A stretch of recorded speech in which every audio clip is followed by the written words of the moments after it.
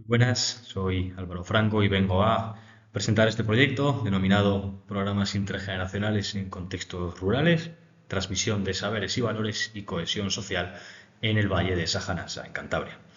enmarcado en este séptimo Congreso Mundial con Infancia y Adolescencia y que ha sido realizado por mis compañeras Estíbaliz Guerrero y María Pérez por parte del programa Viernes y por la doctora Sacramento Pinazo Hernández de la Universidad de Valencia.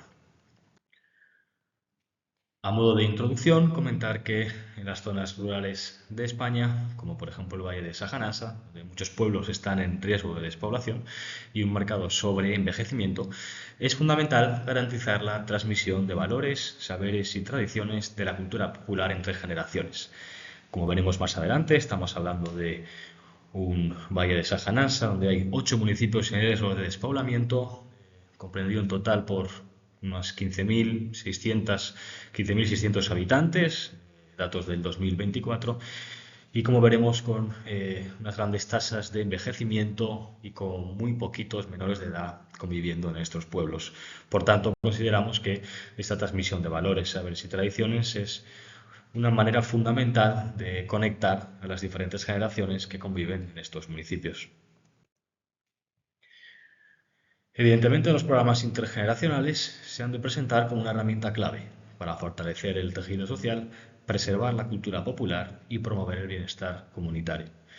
Estos programas han demostrado ser altamente beneficiosos tanto para los niños como para las personas mayores, ya que promueven ese aprendizaje mutuo, la empatía y ese fortalecimiento de lazos comunitarios, en definitiva, esa creación de comunidad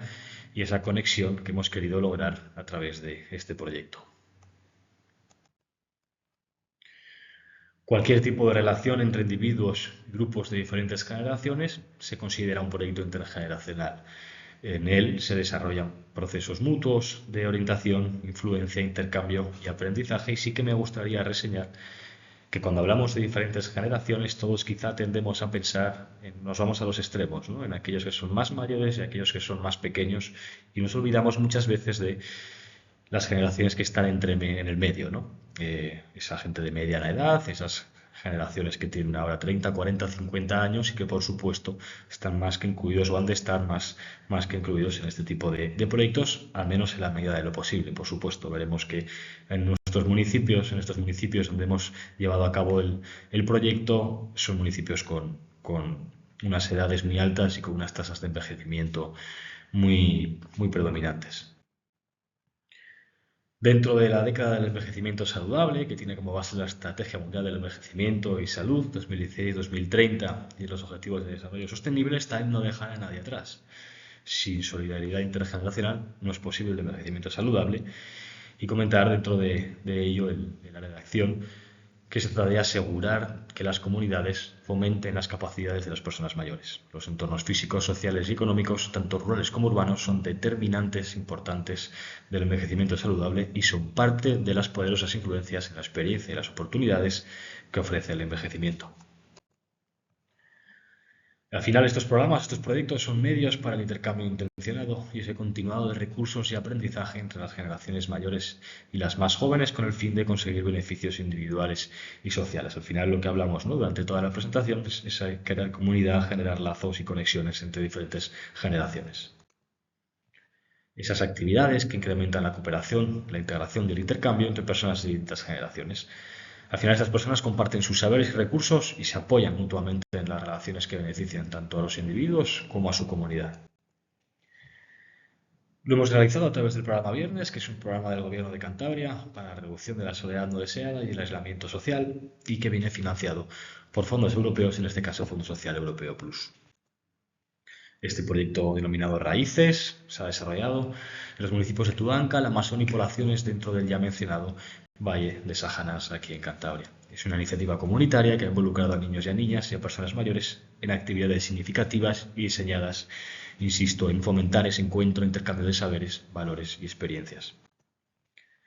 Para muestra un botón de los carteles físicos que llevamos a cabo para la difusión del programa. Considerábamos que la difusión en formato físico era muy importante para llegar a estos pueblos y sobre todo a las generaciones más mayores. Al final, los objetivos entre otros, serán aprovechar esos recursos comunitarios, ¿no? La memoria viva y el patrimonio histórico-cultural para fortalecer y aumentar las capacidades de los individuos, la validación, ese acercamiento e intercambio, así como tener en cuenta la diversidad existente y romper el edadismo y otros estigmas derivados de la edad. Por hacernos una idea, esos municipios de los que estábamos hablando, el marco del programa Viernes, en este caso en Saja Nansa, hablamos en la Cantabria que son 590.000 habitantes, pero para llevarlo más al territorio, más al local, hablamos de los 3 municipios en los que hemos desarrollado el programa, que son La Masón, Poblaciones y Tudanca,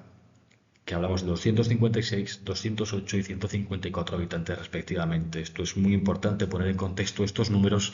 de cara a entender los números con los que hemos trabajado durante el proyecto. Para que nos hagamos a la idea y seguir profundizando más en este contexto, tenemos que ver dentro de ese total de habitantes censados en los municipios que solamente hablamos de 13 en la Masón, 13 en poblaciones y 9 menores de edades comprendidas entre 4 y 17 años que estén censados en los municipios. El hecho de que estén censados no implica que viven allí durante todo el año, como veremos más adelante. Entrando más en detalle en los objetivos y por mencionar algunos de ellos, evidentemente el básico era realizar este proyecto en municipios rurales que permita unir generaciones diferentes, realizar un proyecto comunitario dentro de esa también optimización, entrar en esa optimización de los recursos existentes, diseñar una actividad en el verano, aprovechar la existencia de la ludoteca en el caso de que exista, como veremos que fue en el caso de poblaciones, reducir la soledad y el aislamiento social, que es al final el objetivo principal del programa, y por supuesto hacer que las personas se sientan bien, se sientan reconocidas y valoradas, que nos parecía un aspecto fundamental. Dentro de la temporalización, decidimos hacerlo durante las vacaciones escolares de julio y agosto, porque era el momento en el que había más niños y niñas en el pueblo. Como decía antes, el hecho de que estén 13 personas, 13 menores censados en el municipio no implica que viven allí durante todo el año, y nuestra idea era llegar a los máximos posibles, por ello lo de realizarlo en verano para poder captar, entre comillas, a esos menores que no viven allí durante el año, pero sí pasan las vacaciones en el pueblo. Dentro de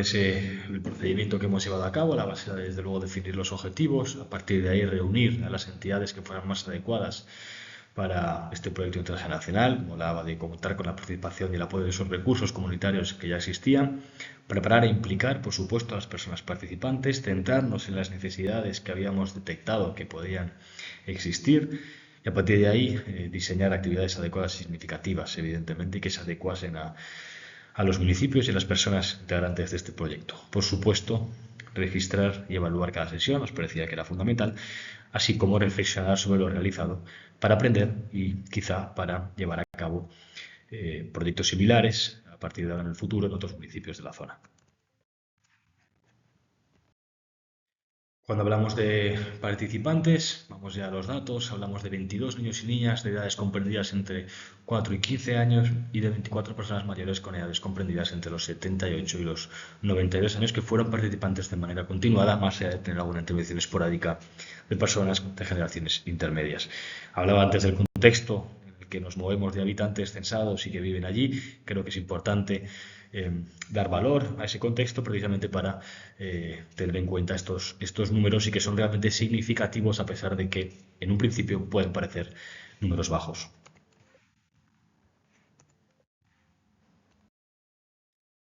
¿Qué es lo que hemos hecho? Niños, niñas y personas mayores compartieron al final experiencias significativas,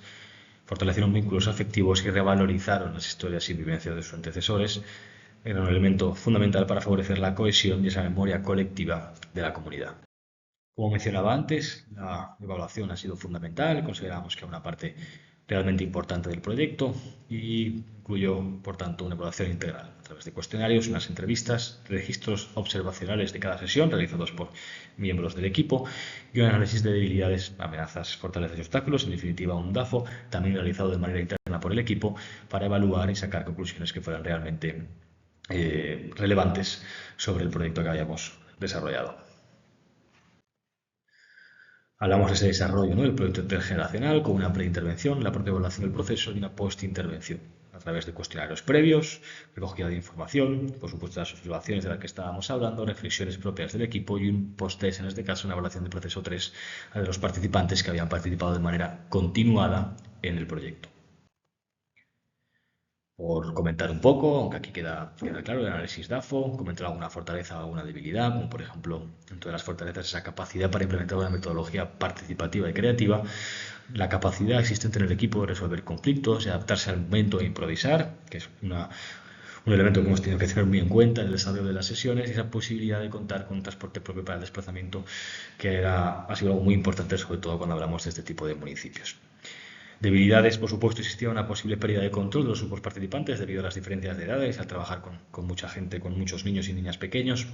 Y también todo se ha hecho una falta de experiencia general en estos proyectos. Por eso digo que para nosotros era muy importante aprender y sacar conclusiones que nos pudieran servir para repetir o reproducir de nuevo este tipo de proyectos en el futuro. Oportunidades, por mencionar alguna. Había, por supuesto, una posibilidad de archivar y documentar testimonios, así como el trabajar con grupos reducidos que permitían atención individualizada y sentar las bases, como digo, para llevar a cabo más proyectos de este tipo. Amenazas la evidente despoblación de los pueblos donde se ha desarrollado el taller y que las instalaciones donde se ejecutaban las sesiones, bueno, eran algunas mejores, otras peores, pero nos teníamos que ajustar a las que había, no había mucho donde elegir, digamos. Por último, dentro de esas conclusiones, aprendizajes que sacamos en la planificación y la redacción de un buen proyecto, es necesario, es indispensable dedicar un tiempo a formular un proyecto bien diseñado. Hay que estar preparado para hacer cambios que permitan adaptar o diseñar a las necesidades de cada sesión, en definitiva, tener capacidad de improvisación y adaptación. Difusión y participación también era importante, porque la gente debía conocerlo, decidir qué querían hacer y cómo hacerlo, que fueran parte activa en el desarrollo del proyecto. Y por supuesto tener un gran rigor en la recogida de documentación para una correcta evaluación. Si una evaluación no hay progreso, eso lo teníamos muy claro, por ello creo que hemos aprendido muchas cosas, como digo, con el objetivo de poder replicar este proyecto más adelante en el futuro en otros municipios de Cantabria. Eso es todo. Muchas gracias.